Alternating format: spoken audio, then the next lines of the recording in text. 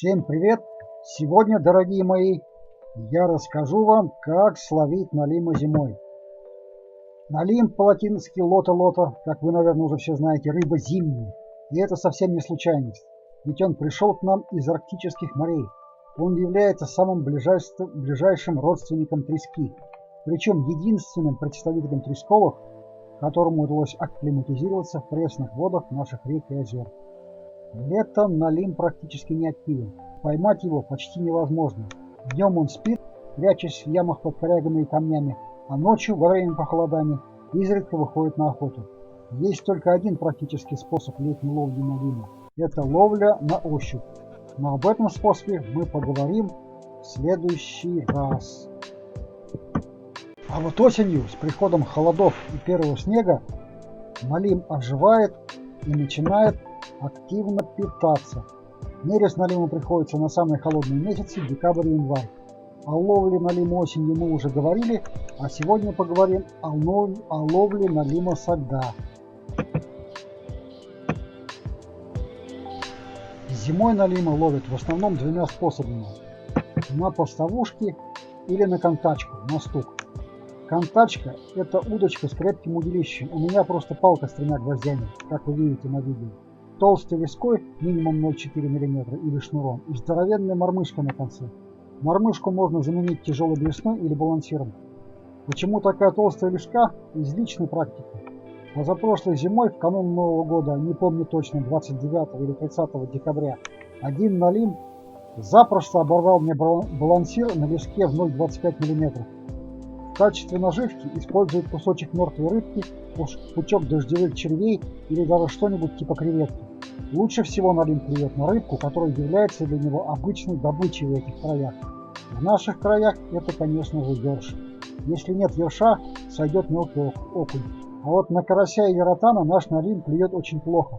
Лично у меня поклевки были только на окуня или ерша. Эти самые мормышки на налима могут быть самой разной конструкции. Самая простая – это какая-нибудь свинцовая байда в виде шара, конуса и тому подобное, с торчащим из нее большим крючком, или 2 крючками. Также делают мормышки из стреляных гильз, частенько с металлическим шариком внутри, или прикрепляют к мормышке различные металлические лепестки.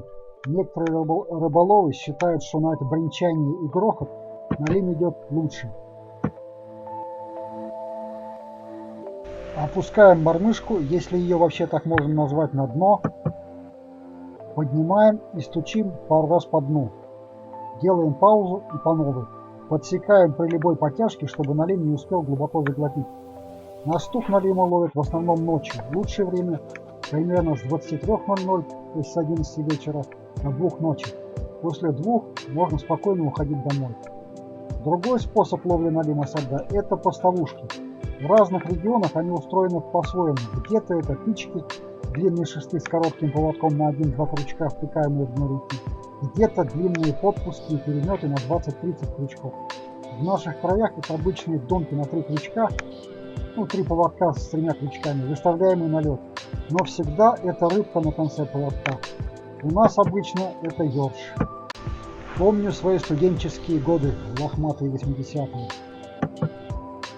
Днем мы ловили ершей на мотыля под мостом в город. Вечером на автобусе ехали в пригород на другую речку и выставляли донки на лед. Это было в январе, в самые лютые морозы. Спасал только костер на берегу реки или прямо на льду, шапка-ушанка, фуфайка, валенки, и бутылочки, конечно, волшебной воды, как без нее. Грелись у костра, травили байки и раз в 30-40 минут проверяли, перенаживляли свои донки. Ловили немного, где-то пару килограмм в лучшем случае за ночь выходило на брата. Но свое удовольствие получали. Сейчас река стала грязнее, мы состарились, и налима почти не осталось.